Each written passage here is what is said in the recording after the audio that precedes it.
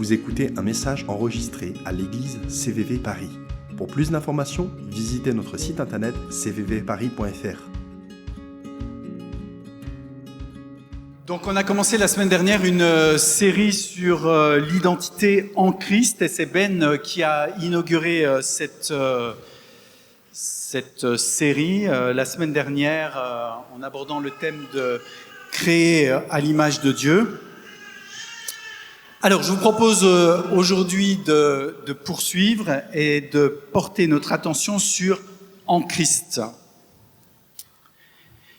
Cette expression, bien sûr, est tirée du Nouveau Testament et dans le texte grec, on la retrouve en différentes variantes, mais l'occurrence qui revient le plus souvent, c'est en Christo, en Christ. Alors on a des variantes ento Christo, en Christo Jésus, ento Christo Jésus, donc dans le Christ, en Christ, dans le Christ Jésus, en Christ Jésus. Voilà, celle qui revient le plus souvent, et c'est celle-ci, en Christ. Et je vous propose déjà, pour comprendre ce que ça veut dire d'être en Christ, déjà de porter notre attention peut-être sur le terme Christ, parce que peut-être que certains d'entre nous ne savent pas ce que ça veut dire. Alors, je vous propose de voir ça ensemble. Christ, ça veut tout simplement dire « oint », celui qui a reçu l'onction. L'onction, sous la première alliance, il y a 3 catégories de personnes qui recevaient une onction pour pouvoir entrer dans leur service. Ces 3 catégories de personnes, ce sont les prophètes, les prêtres et les rois. Donc 3 différents offices que l'on retrouve sous la première alliance, prophètes, prêtres et rois. Et je vous propose, pour asseoir cela, de lire 3 textes donc, dans l'Ancien Testament qui viennent appuyer cette affirmation. Le premier se trouve dans le premier livre des rois au chapitre 19, la deuxième partie du verset 16, Dieu s'adresse au prophète Élie et lui dit « Tu oindras Élisée, fils de Shaphat, d'Abel Méhola, pour prophète à ta place. » Voilà, donc l'onction qui est répandue sur un prophète, sur un homme, en vue d'opérer, en vue de commencer son service en tant que prophète. Ensuite, les prêtres, donc plus au début du Nouveau Testament, dans le Pentateuque, dans le livre de l'Exode, au chapitre 40, les versets 13 à 15, il s'agit de l'institution d'Aaron et de ses fils en tant que prêtres, donc Aaron en tant que grand prêtre. Dieu s'adresse à Moïse, tu revêtiras Aaron des vêtements sacrés, tu l'oindras et tu le sanctifieras pour qu'il soit à mon service dans le sacerdoce. Tu feras approcher ses fils, tu les revêtiras des tuniques et tu les oindras comme tu auras oint leur père pour qu'ils soient à mon service dans le sacerdoce. Prophète, prêtre et maintenant roi. Premier livre de Samuel, au chapitre 10, verset 1. Samuel prit une fiole d'huile qu'il répandit sur la tête de Saül. Il le baisa et dit « L'Éternel ne t'a-t-il pas oint pour que tu sois le chef de son héritage ?» Et donc voilà l'institution du premier roi. Il est oint pour pouvoir entrer dans ce service. Je le redis, prophète, prêtre et roi. Et dans l'Ancien Testament, personne n'a pu remplir ces 3 offices en même temps ou durant sa vie de façon successive. Un seul, dans toute la Bible, apparaît comme celui qui récapitule en sa propre personne ces 3 offices-là. Le seul, c'est Jésus. Prophète, prêtre et roi. Alors je ne veux pas rentrer plus dans le détail à ce sujet-là, parce que ce n'est pas aujourd'hui notre propos, mais c'était pour recentrer sur ce terme Christ. Jésus est le Christ. Il est celui qui a reçu l'onction. L'onction à la fois pour être pleinement le prophète, celui qui annonce les paroles de la part de Dieu, le prêtre, celui qui entre dans le tabernacle avec même son propre sang en sacrifice, celui qui est le roi parce qu'il est le roi des rois, le Seigneur des seigneurs. Il a la majesté. Après sa résurrection, il monte à la droite du Père, et la droite, c'est la position d'autorité. Il règne. Aujourd'hui, il règne. Prophète, prêtre et roi, il est celui qui a reçu pleinement l'onction. Ce terme que l'on retrouve dans le Nouveau Testament, le Christ, Christos, est en fait une traduction qui vient d'un terme de l'Ancien Testament en hébreu, Machaya, qui veut dire le Messie, celui qui a reçu l'onction, celui qui est oint. Et le peuple d'Israël attend le Messie, attend celui qui aura reçu l'onction de Dieu pour venir le libérer. Et quand Jésus apparaît, vient sur terre, naît et apparaît pour commencer son ministère terrestre, à ce moment-là, l'attente messianique est forte parmi le peuple. L'attente du libérateur, de celui qui a reçu l'onction de la part de Dieu, cette attente est forte parce que le peuple est sous la férule d'envahisseurs. Et donc, ils attendent une intervention de Dieu. Dieu qui n'a pas parlé, Dieu qui ne s'est pas révélé à eux depuis des siècles, le peuple attend que Dieu intervienne. Celui dont parle le Dieu de nos ancêtres, celui qui est intervenu, qui nous a fait sortir de la terre d'Égypte, celui qui a été le libérateur, qui a conduit Moïse et Josué, celui qui a conduit tous les prophètes, celui qui a conduit David comme roi.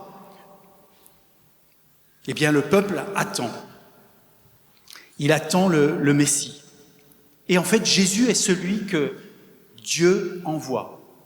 Il est lui-même Dieu qui s'envoie sur terre pour venir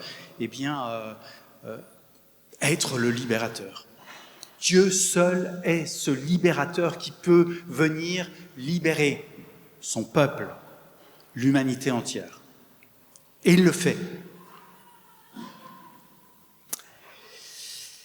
Et ce terme, donc, c'est le Messie.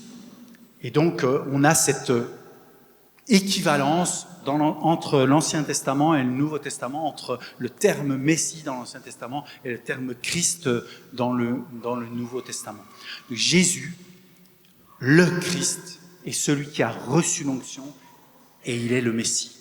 Celui qui vient à réaliser les prophéties de l'Ancien Testament concernant le Messie. Il est celui qui est le libérateur. Il est notre Dieu qui vient pour nous délivrer. La deuxième épître à Timothée, au chapitre 2, verset 10, dit « Le salut est en Christ ». Et donc on retrouve cette locution-là, cette expression « en Christ ». Et d'ailleurs, le salut est en Christ, pour le comprendre, il est en Christ non pas parce qu'il le décrète, mais parce que Jésus vient accomplir le salut. Alors, Jésus est Dieu de toute éternité. Il n'est pas juste un homme qui a été adopté par Dieu et sur lequel Dieu aurait déposé pour un temps son onction, le temps qu'il accomplisse son ministère. Ça, c'est une hérésie que les pères de l'Église ont combattue et qui s'appelait l'adoptionnisme. Non, c'est vraiment Dieu qui vient, qui se défait de sa divinité, qui se déshabille de sa divinité et qui vient en simple homme parmi nous. Il naît enfant, il grandit et il prend conscience dans son humanité de qui il est et il entre dans ce ministère terrestre. Et il va jusqu'à la croix. Et sur la croix, Christ meurt pour nous. Et l'Épître aux Colossiens nous dit que Jésus est mort sur la croix et en mourant sur la croix, dans la deuxième Épître aux Colossiens, au chapitre 2, verset 14, il est dit, il a annulé le document accusateur dont les dispositions nous étaient contraires. Alors, ça nécessite une explication peut-être. Quel est ce document accusateur dont les dispositions nous étaient contraires? C'est la loi. La loi nous condamne. La loi décrète que nous sommes pécheurs, pécheresses, et que nous méritons la mort. Œil pour œil, dent pour dent, vie pour vie, nous sommes sous le coup de la loi, nous méritons la mort. Nous méritons la séparation éternelle d'avec Dieu. Nous méritons la séparation spirituelle, le déchirement entre Dieu et nous. La mort spirituelle et qui a pour conséquence la mort physique. Et nous la méritons. Et voilà, le document accusateur dit « c'est normal ». Eh bien, l'Épître aux Colossiens nous dit « en mourant sur la croix, Jésus a annulé le document accusateur dont les dispositions nous étaient contraires. » C'est-à-dire qu'il en annule son effet. Nous ne sommes plus sous le coup de cette loi. Et il fait plus que ça encore. Ce verset continue en disant « il a dépouillé les principautés, les pouvoirs, et il les a publiquement livrés en spectacle, en triomphant d'eux par la croix. » La manigance de l'ennemi qui a poussé à la fois les Romains, à la fois les prêtres juifs qui ne reconnaissaient pas en Jésus le Messie, à la fois le peuple qui s'est laissé embarquer dans cette danse diabolique et macabre, l'ennemi, le diable, l'accusateur, qui pensait avoir la victoire en faisant clouer sur la croix Jésus, en fait se retrouve dépouillé de tout pouvoir, de toute autorité, de tout ce qu'il pourrait vouloir prétendre. Jésus le réduit à néant. Il n'a plus aucun pouvoir. Il ne peut plus rien contre nous et contre qui que ce soit. Ceux qui se placent en Christ, eh bien, sont sous sa protection, la protection de Jésus le Christ. Ainsi, l'expression « en Christ » évoque la réalité nouvelle du chrétien qui est passé de la vie sans Dieu à la vie nouvelle. Et cette réalité spirituelle, elle a été rendue possible par le Seigneur Jésus qui donc est mort à la croix pour nous tous, et il nous ouvre ainsi la voie du salut. Et c'est la raison pour laquelle le voile du temple se déchire lorsque Jésus rentre son dernier souffle sur la croix. Ce voile de séparation dans le temple qui ne permettait pas d'entrer dans le lieu très saint, eh bien se déchire. D'une manière évidente, eh bien Jésus ouvre le chemin, il ouvre la voie, il ouvre le salut. Et c'est ce que l'Épître aux Romains, au chapitre 6, versets 3 à 4, vient nous dire d'une manière prégnante. Ignorez-vous que nous tous qui avons été baptisés en Jésus-Christ, c'est en sa mort que nous avons été baptisés. Nous avons donc été ensevelis avec lui par le baptême en sa mort, afin que, comme Christ est ressuscité des morts par la gloire du Père, de même, nous aussi, nous marchions en nouveauté de vie. Lorsque nous nous faisons baptiser d'eau, Ce n'est pas le fait d'entrer dans l'eau et de sortir de l'eau qui nous permet d'acheter un billet ou de rendre réelle cette réalité pour nous. En fait, cet acte-là illustre ce qui s'est passé il y a 2000 ans. En fait, lorsque Jésus est descendu dans le tombeau, il nous a entraînés avec lui. Nous sommes morts, nous avons été ensevelis avec lui dans ce tombeau. Et si nous avons été ensevelis avec lui dans ce tombeau, nous sommes aussi ressuscités avec lui. Dans sa mort et sa résurrection, nous sommes ensevelis et ressuscités. Alors nous passons, lorsque nous venons vers Jésus, nous passons de la mort à la vie. Et nous allons voir cela. L'Épître aux Romains, au chapitre 6, continue. « Ainsi vous-même, regardez-vous comme morts au péché et comme vivants pour Dieu en Jésus-Christ. » À nouveau la même expression, en Christ. Et l'Épître aux Galates, chapitre 2, verset 16, nous dit, l'apôtre Paul, « Cependant, nous avons compris qu'on est déclaré juste devant Dieu, non parce qu'on accomplit les œuvres que commande la loi, mais uniquement par la foi en Christ Jésus. C'est pourquoi nous avons, nous aussi, placé notre confiance en Christ Jésus pour être déclarés justes par la foi et non parce que nous aurions accompli ce que la loi ordonne. » Voilà. L'apôtre Paul, à ce moment-là, est en train d'expliquer aux Galates que ce n'est pas dans la loi qu'il faut placer, ou dans l'observance de la loi qu'il faut placer sa vie, mais que c'est parce que nous plaçons notre confiance en Jésus-Christ qu'alors nous sommes déclarés justes par Dieu et qu'alors nous pouvons marcher en nouveauté de vie. Mais en fait, ici, dans ce passage que je viens de lire de l'Épître aux Galates, avec le français, on ne s'en est pas rendu compte, mais en fait, il y a une petite nuance qui est apportée par l'apôtre Paul que l'on retrouve dans le Nouveau Testament grec.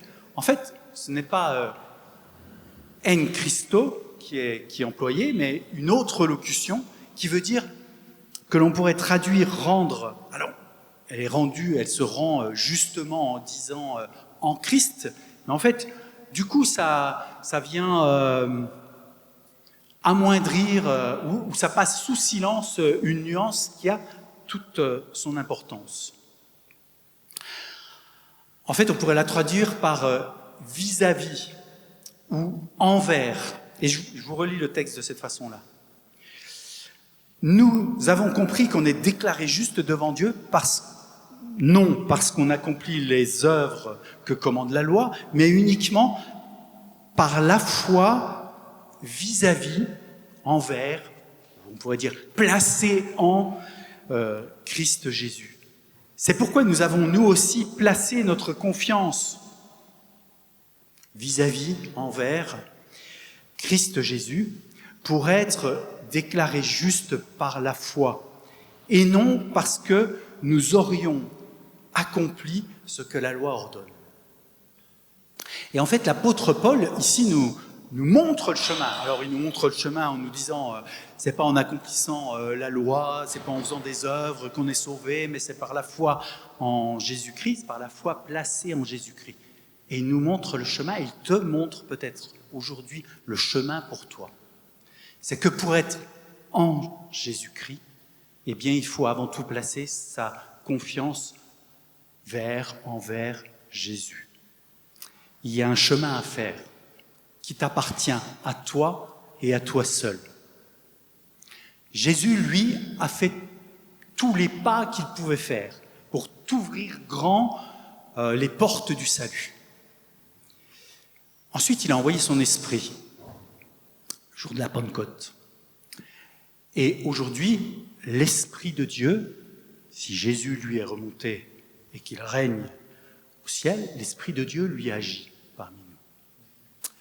Et il frappe à la porte de ton cœur, peut-être ce matin, et il te dit, ce que Jésus a fait, il l'a fait pour toi. Viens à Jésus.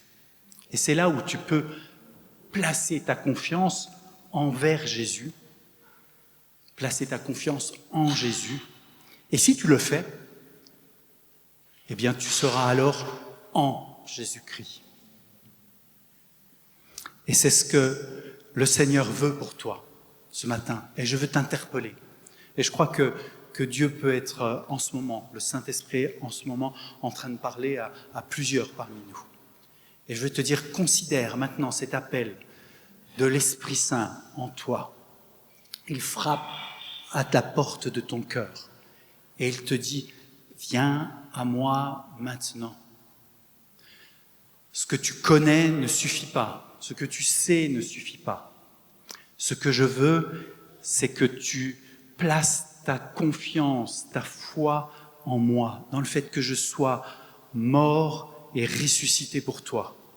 Et que ça devienne non pas quelque chose que tu sais, non pas quelque chose que tu as appris, non pas quelque chose dont tu as conscience, non pas une chose à laquelle tu adhères, mais que ça devienne une réalité pour toi, maintenant. Réponds à cet appel du Seigneur. Réponds à cet appel de l'Esprit Saint maintenant. Et ta vie va changer et tu ne vas plus être en dehors, tu ne vas plus être de l'extérieur, tu ne vas plus être en train de regarder ce qui se passe à l'intérieur, mais tu vas être en Christ. Le salut est en Christ, dit la deuxième épître de Timothée, deuxième épître à Timothée, chapitre 2, verset 10.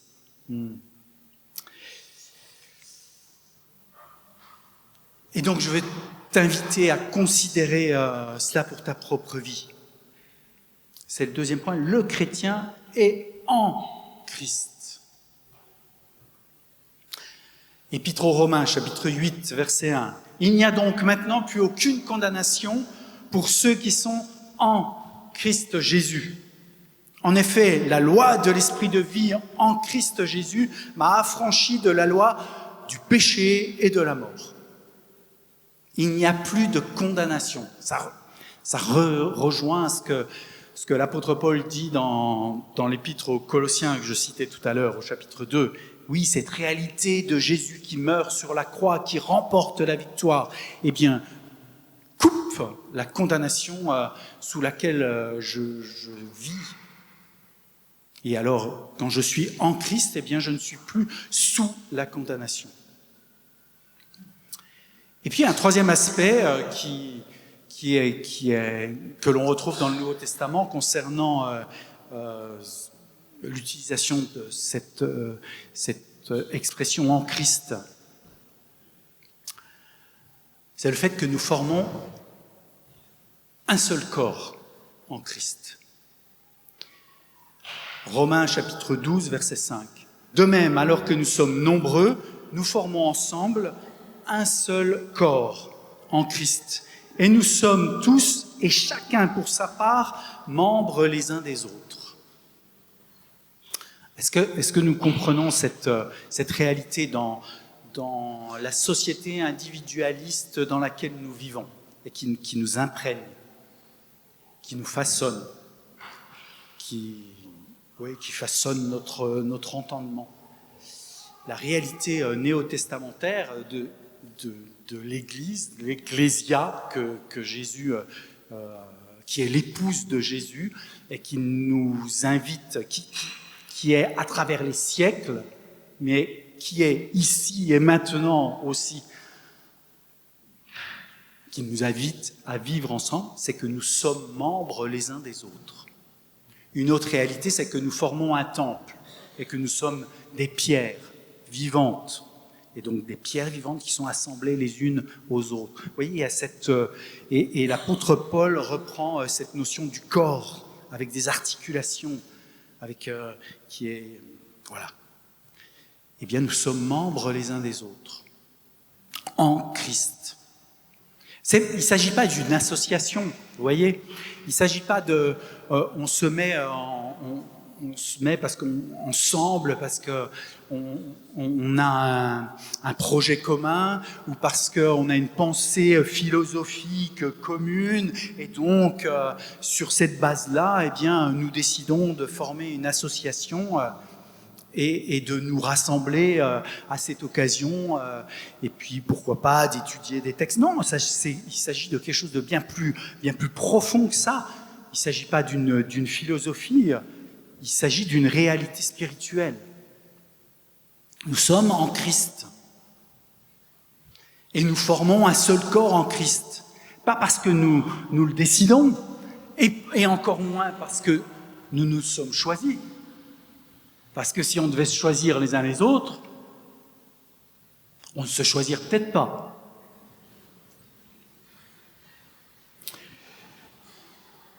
Mais c'est Jésus qui nous a choisis et qui nous a mis ensemble.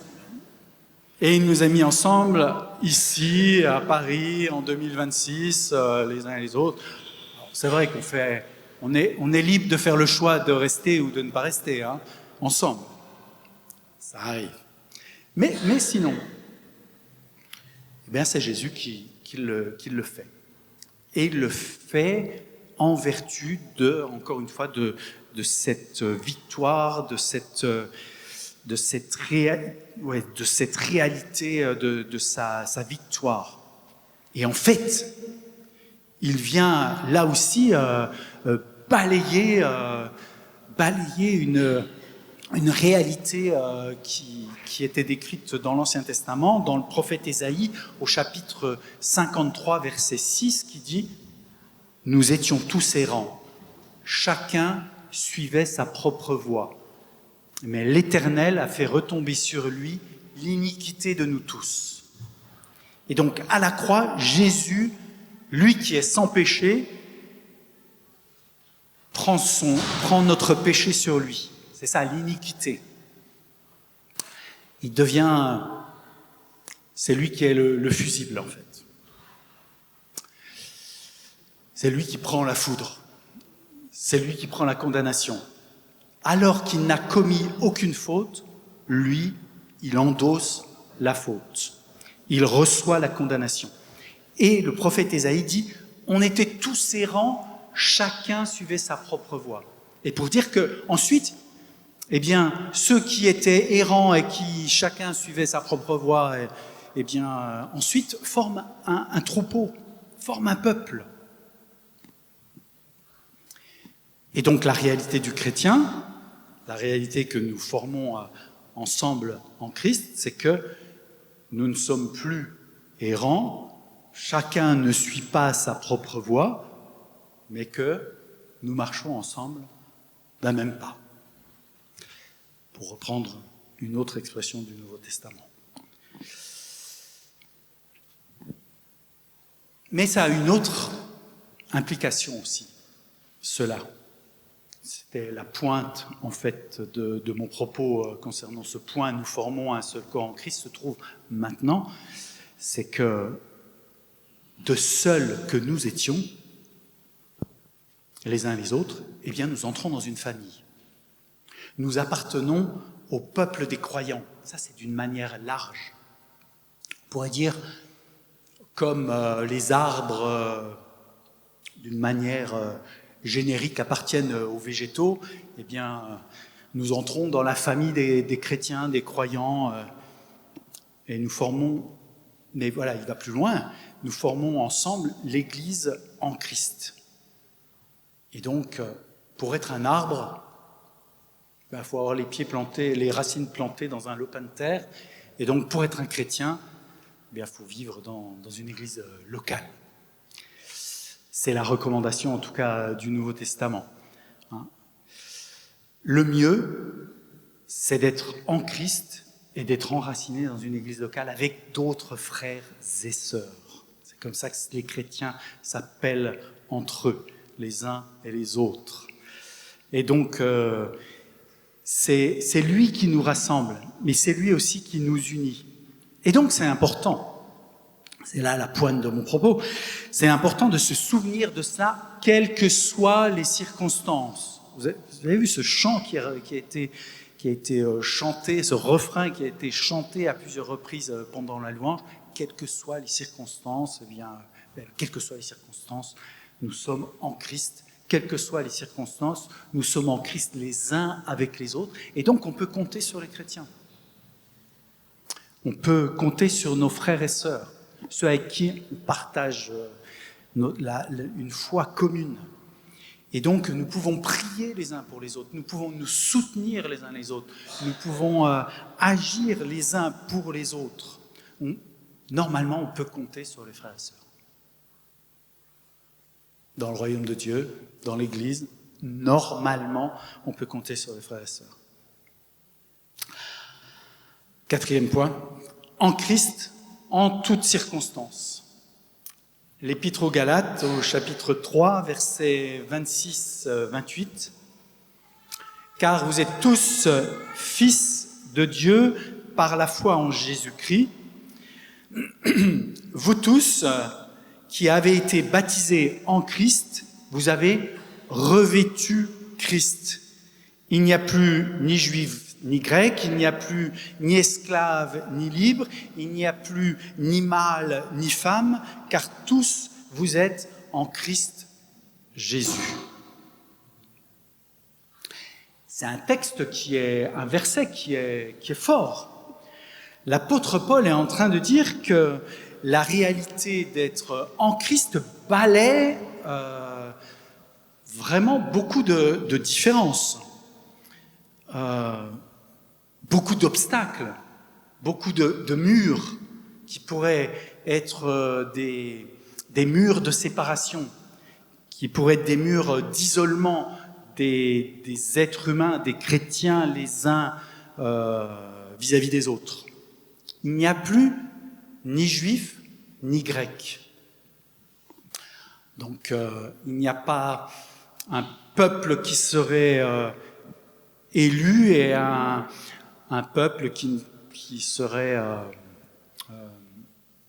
non aimé par Dieu, mais il y a une humanité que Dieu aime. C'est ce que l'apôtre Paul est en train de dire. Lui, juif, élevé dans le judaïsme, lui, élevé dans une pensée rigoriste, a vécu une conversion sur le chemin de Damas où il a été visité par Jésus lui-même, où il a une révélation telle qu'il est obligé de prendre un temps à part pour remettre tout en question, sa manière de penser, de réfléchir à la foi et de pouvoir recevoir la révélation de Jésus en tant que sauveur, en tant que Messie, en tant que Seigneur, mais Seigneur dans sa vie, sauveur dans sa vie aussi. Et donc il a besoin de faire un reboot dans sa vie et de reprendre tous ces éléments pour les comprendre tout à nouveau, et il en arrive à affirmer cela. Lui qui était le persécuteur de l'Église, il en arrive à dire « il n'y a plus ni juif ni grec. Il n'y a pas des premières classes et des secondes classes. Il n'y a plus d'esclaves et d'hommes libres. Dans une société où il y a des esclaves et des dominus, des seigneurs, qui ont des esclaves à leur service, eh bien la foi chrétienne fait irruption au milieu de ces domaines-là, et donc se retrouvent ensemble des hommes libres et des esclaves qui partagent la même foi. Et ça pose un problème. Ça pose un problème éthique et ça pose un problème de société. Et donc l'Évangile vient balayer, en tout cas ébranler dans un premier temps cette réalité de gradation entre les êtres humains, entre ceux qui seraient des êtres humains et ceux qui ne seraient pas des êtres humains, selon cette manière de penser. Et l'Évangile, là, vient dire non. Tous sont aimés de Dieu. Tous sont des êtres humains. Et donc, en Christ, il n'y a plus d'esclaves et il n'y a plus d'hommes libres. Il n'y a ni mâle ni femme. Dans ce passage, ce n'est pas le mot anthropos, être humain, qui est employé. Ce n'est pas le mot andros, l'homme, qui, je ne parle pas des compotes, hein, qui est employé. C'est le terme arsène qui est employé, qui veut dire le mâle. Ça a donné Arsène Lupin, oui, c'est vrai. Un prénom, Arsène. Et donc, qui veut dire le mâle, le viril, qui est employé. Et donc, il n'y a plus le viril et la femme en Christ. Même là, l'Évangile vient ébranler cette notion qui serait de mettre une graduation là, une différenciation. En Christ, il n'y a plus cette différence qui pourrait apparaître. Car tous vous êtes un en Christ Jésus. Autrement dit, il y a le Christ, le berger, le Sauveur, le Seigneur, la tête, et il y a l'Église, composée d'hommes, de femmes, d'enfants, de personnes âgées, de personnes jeunes, d'horizons différents, de races différentes, de milieux différents, de métiers différents. Et tous sont un en Christ, sans différenciation, de la part de Christ vis-à-vis d'eux. Jésus pose le même regard sur chacun d'entre nous. Il pose le même regard sur toi qu'il pose sur ton voisin. Il t'aime de la même manière. Tu as, aux yeux de Jésus, la même valeur que ton voisin. Et je te le dis, toi qui penses,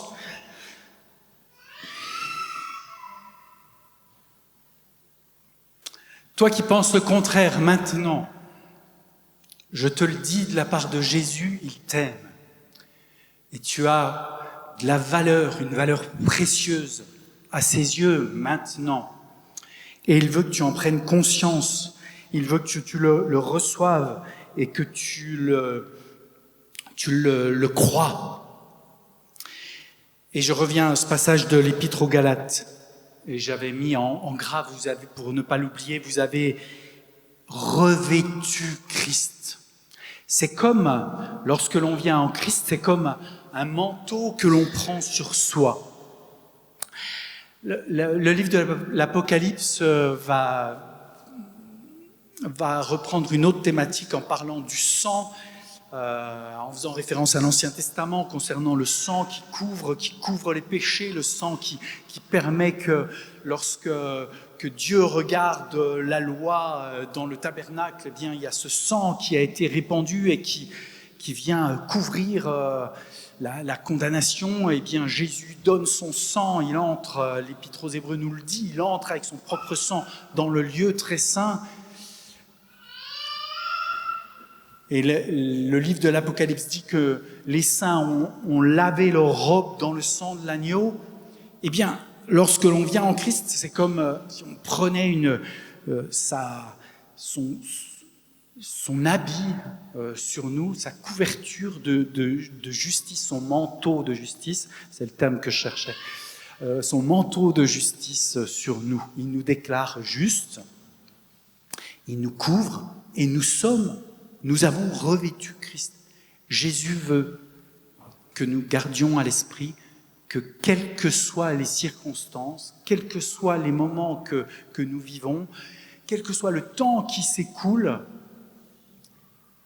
eh bien, nous avons revêtu Christ et Christ est là et il nous couvre.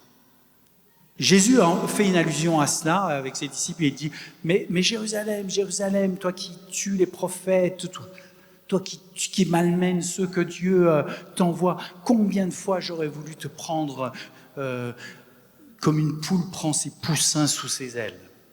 Ben, voilà, c'est ce que Jésus fait avec nous. Jour après jour, Jésus est comme une poule qui prend son poussin sous son aile. Et toi, tu es le poussin. Jésus est la poule. C'est pas glorieux, hein, comme on préfère le lion de la tribu de Juda, je comprends. Mais dans le quotidien, eh bien, une poule qui prend son poussin sous ses ailes, franchement, plus d'une fois, moi, ça m'a rassuré. Je sais pas, j'ai senti de l'affection. J'ai jamais vu une poule avoir de l'affection pour un poussin. En tout cas, Jésus nous dit ça. Lui, le Créateur, que voilà, il veut avoir cette attitude, être avenant comme ça, jour après jour, vis-à-vis de nous. L'Épître aux Philippiens, au chapitre 4, les versets 6 à 7 disent, vous connaissez, c'est un texte connu ça, ne vous inquiétez de rien, mais en toute chose, faites connaître vos besoins à Dieu par des prières et des supplications, avec des actions de grâce. Et la paix de Dieu qui surpasse toute intelligence gardera votre cœur et vos pensées en Christ Jésus. En Christ. C'est en nous attachant au Seigneur, en ne nous inquiétant pas, mais en lui confiant nos besoins, qu'alors nous allons pouvoir continuer à être en Christ dans notre quotidien, et non pas en train de ruminer, en n'étant pas en train d'être inquiet. Ça ne veut pas dire qu'on ne doit pas être impliqué dans ce qu'on fait, ça ne veut pas dire qu'on ne doit pas prendre de décision, c'est pas ça. C'est juste que nous avons Christ en nous. Christ avec nous.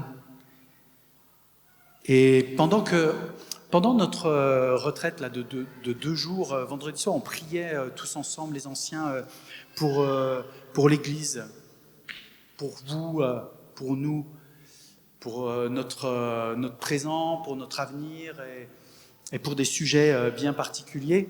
Et j'ai eu une vision que je n'ai pas partagée à ce moment-là avec les autres, mais je la partage maintenant parce que je savais qu'elle concernait cette prédication.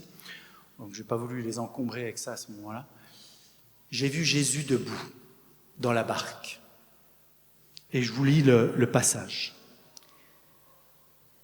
Et j'ai eu cette conviction qu'il fallait que je partage à ce moment-là, dans cette prédication, à ce moment-là, ce passage, pour qu'il parle à quelqu'un, je crois en particulier. Il monta dans la barque et ses disciples le suivirent. Et voici, il s'éleva sur la mer une si grande tempête que la barque était couverte par les flots. Et lui, il dormait. Les disciples s'étant approchés, le réveillèrent et dirent « Seigneur, sauve-nous, nous périssons !» Et il leur dit « Pourquoi avez-vous peur, gens de peu de foi ?» Alors il se leva, il menaça les vents, la mer, et il y eut un grand calme. Jésus est dans ta barque. Tu as revêtu Christ, Christ est avec toi. Tu ne peux pas, quelles que soient les circonstances, ces circonstances ne peuvent pas arracher te dévêtir de ce manteau. Christ est avec toi. Tu es en Christ et Christ est avec toi. Et il est celui qui est avec toi dans la barque. Et si tu traverses en ce moment des difficultés, si c'est la tempête, eh bien Jésus est là. Et même si tu as l'impression qu'il est en train de dormir et de ne rien faire, il veille. Il ne sommeille ni ne dort, celui qui garde Israël, dit l'Ancien Testament. Eh bien Jésus illustre cette vérité dans ce passage avec ses disciples. Vous pensez que je dors, que je me désintéresse de vous? Non, je veille, je suis là. Et je suis celui qui peut faire taire en un instant la tempête. Je suis celui qui peut en un instant transformer les circonstances. Parfois, on a l'impression d'être pris dans un enchaînement de circonstances négatives. On a l'impression de tomber de marche en marche comme ça, de dévaler l'escalier et de se dire « mais quand est-ce que ça va s'arrêter ?» Eh bien, Jésus est là. Jésus est là dans ces circonstances difficiles. Et il est celui qui, à un moment donné, va dire « stop !» Et ça va changer. Les circonstances vont changer. Et peut-être que dans ta tête, tu te dis « ouais, c'est facile pour toi de dire ça parce que tu ne vis pas ce que je vis. Je ne vais pas te raconter ma vie, mais j'ai eu quelques difficultés à certains moments. » Et tous, si on s'écoutait les uns et les autres, eh bien, on pourrait sortir un catalogue de difficultés qu'on a rencontrées.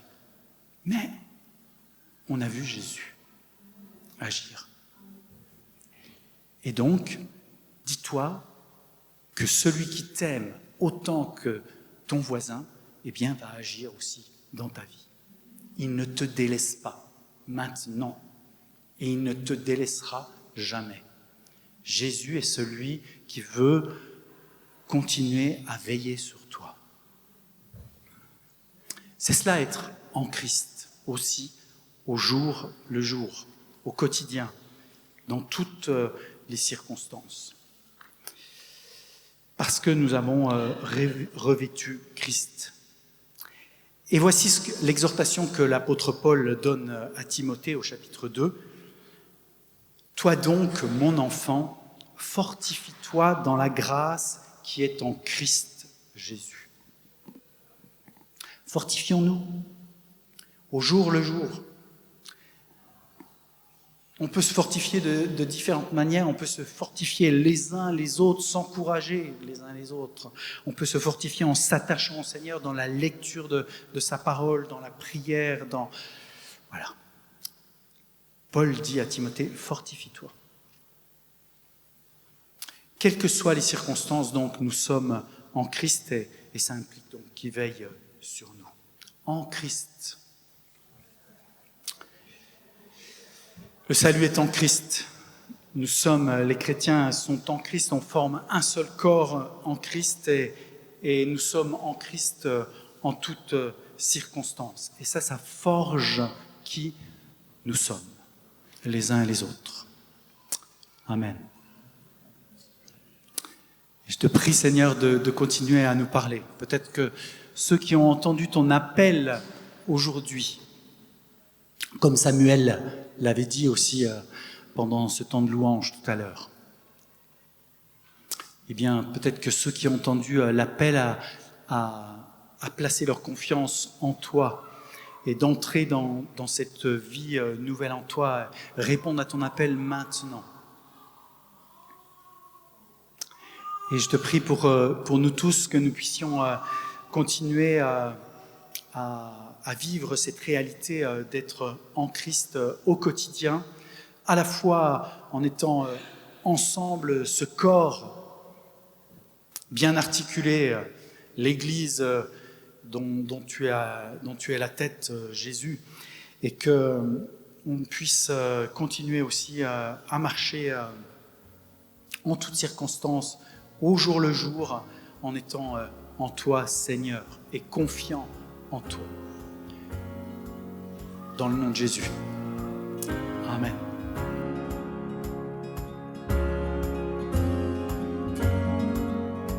Vous venez d'écouter un message enregistré à CVV Paris. Pour plus d'informations, visitez notre site internet cvvparis.fr.